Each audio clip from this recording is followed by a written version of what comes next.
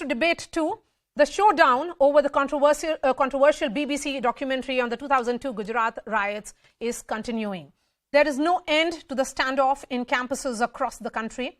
Despite the ban on the film, the left student group, ISA, in fact screened the documentary in Bengaluru, which was attended by students and trade unions. But the fire is spreading to universities in Britain as well. The Students' Federation of India, that is the SFI, has planned the screening of the documentary on campuses in the United Kingdom, including Edinburgh, Manchester and Warwick universities. But Indian expats have hit back at the BBC. In London, protests erupted outside the BBC headquarters, with demonstrators accusing the channel of peddling propaganda. Journalist N. Ram, senior advocate Prashant Bhushan have moved the Supreme Court against the ban on the film. The pleas will be heard on the 6th of February. Law Minister Kiran Rijiju called it a bid to waste the time of the court. It has been over a decade since the Supreme Court, remember, exonerated Prime Minister Narendra Modi over charges that he engineered the violence. The documentary only sheds light on an internal assessment of the UK government at the time and interviews victims of the violence. But it does not highlight the findings of the SIT or the observation of the highest court of India, that is the Supreme Court. It also does not interview the families of the victims of the Grodra train fire, which sparked the violence. So is the BBC guilty of peddling propaganda? And is this politics in the garb of dissent?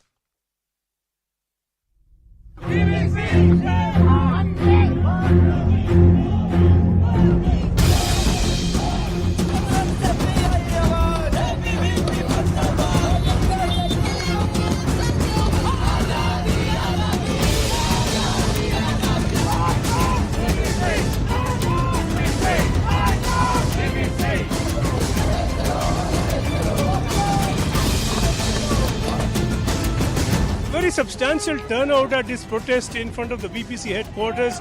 There is clearly a great deal of anger over this BBC documentary. The overwhelming view is that this has come a generation after those incidents. The documentary was biased, it was unbalanced. The purpose of the BBC is to inform and to educate, not to produce incendiary propaganda. Public taxpayers' money fund all BBC's employees and their working, and we want BBC to give the news as it is and stop their bias against India and Modi ji. I am against the BBC. Whatever they show about Narendra Modi ji is fake and is a fake news and bogus news.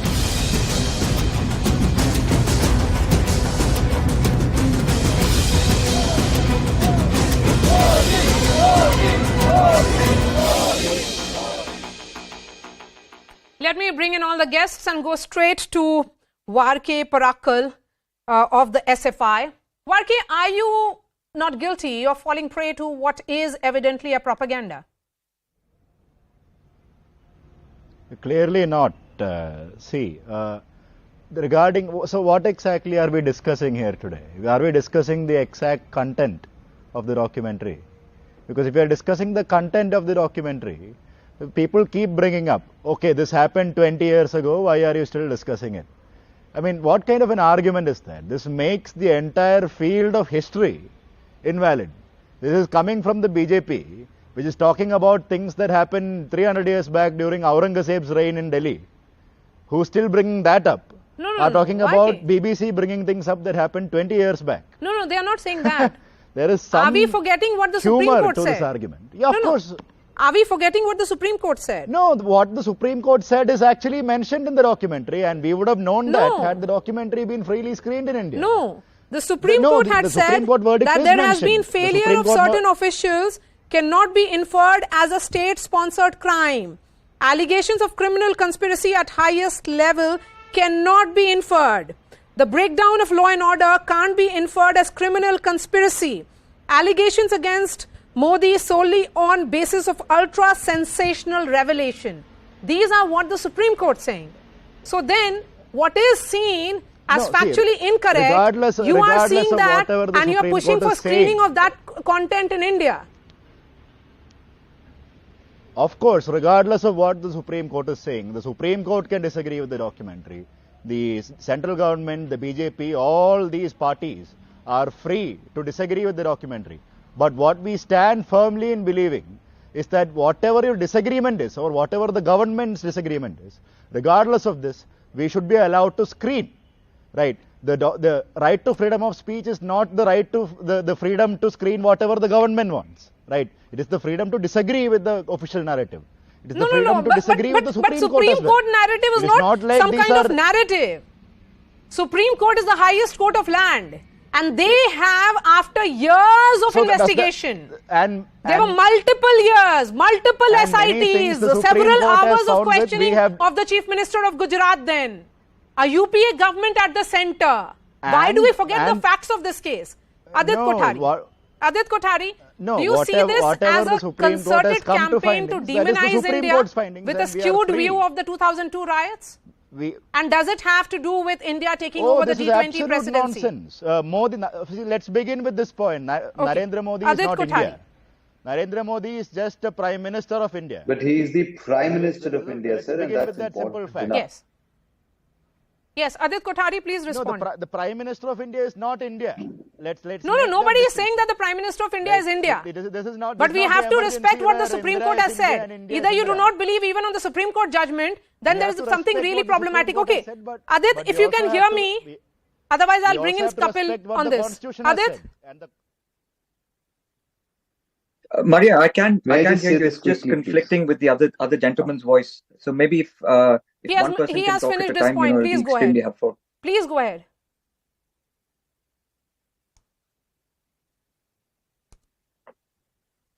Adit, make your point. Marya? Kapil, the government has said that public screenings of the film will spark a law and order situation. There is no ban on watching the film privately. Can it stand a legal test as the case comes up in the Supreme Court now? And you've heard the likes of argument that has been made by Varkey?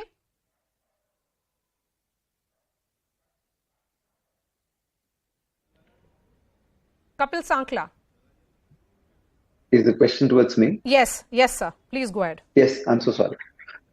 Well, first of all, Mr. Varkey should respect the fact that Mr. Modi may not be India, but he is the Prime Minister of India. He represents India on international forum. Also, he has been duly elected and voted by the people of India. So therefore, for him to say that Mr. Modi is not India is very fallacious. I don't know why he's trying to sensationalize and scandalize the issue. And that is the problem with the documentary itself. As you rightly said, it tends to sensationalize. It would create a law and order situation. It's based on a lot of highly rebuttable facts or highly rebuttable stories or narratives, so to say. So, and very importantly, let us also understand this, that your right to watch the documentary hasn't been taken away. The only thing that has been stated is that since it is scandalous in nature, it is sensational in nature, it may create law and order situation, and therefore there would not be any public screening. That is one very important thing. And the second thing, what Mr. Varghese must appreciate is that you have the right to speak your mind, but that is not an absolute right. You know, I've said this in different forums and I'll say it again, that your right stops where my nose begins. And so therefore, if there is something that you say that can create a law and order situation, and this is what the argument I've been in various other cases as well, that if you're saying something only to scandalize and sensationalize the issue, then you can be stopped. Where you say something that also impinges on my right, then of course you can be stopped. And here there is no stop per se, so I don't even know what the difficulty is.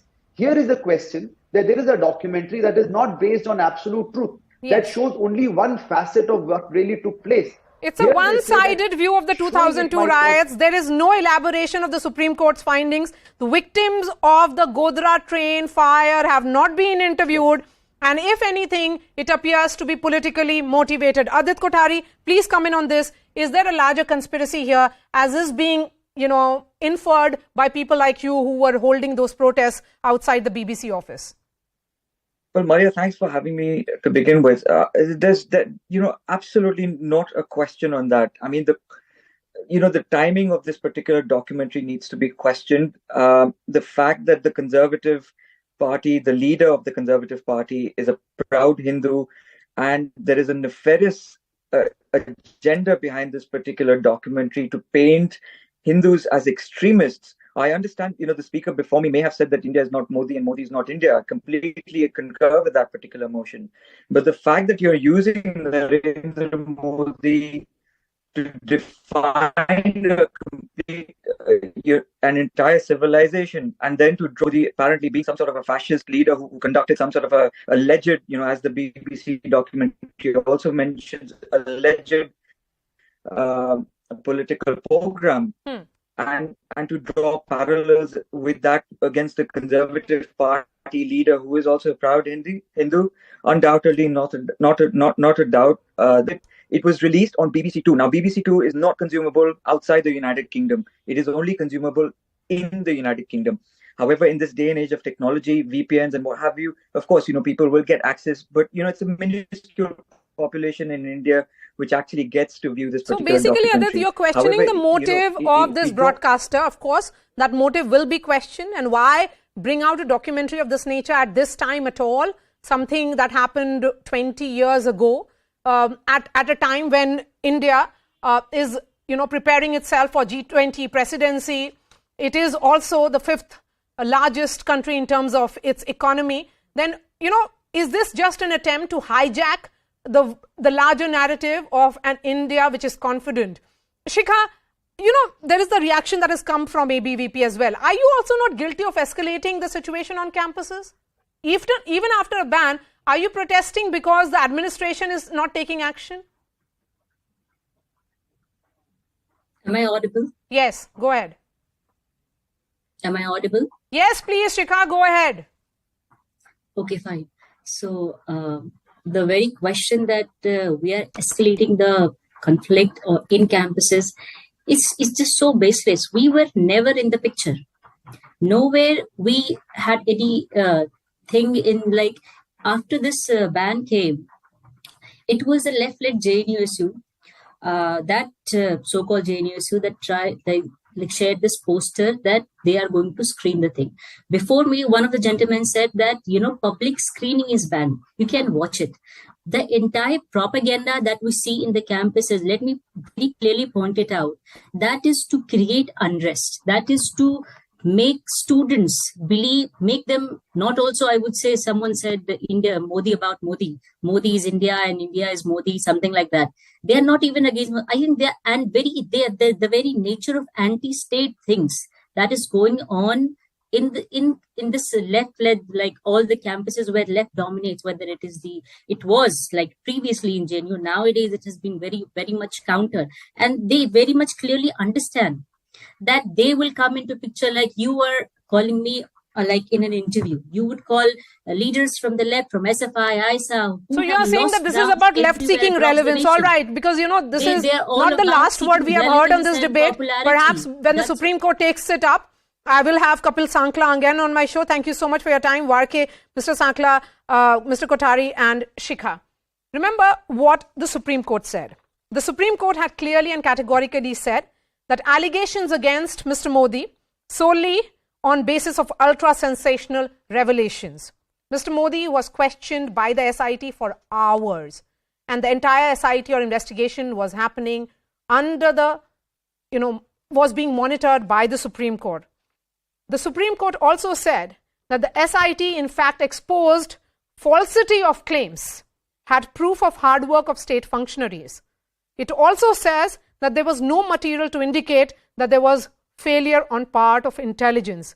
And in fact, if anything, the allegations of criminal conspiracy at highest level cannot be inferred. Then what is the purpose of this documentary that has been put out by the BBC? On that note, we are slipping into a short break. After that, Shah Rukh Khan and Team Pathaan made an appearance. This was for a press conference after their super success. The film has already crossed 500 crores in just 5 days.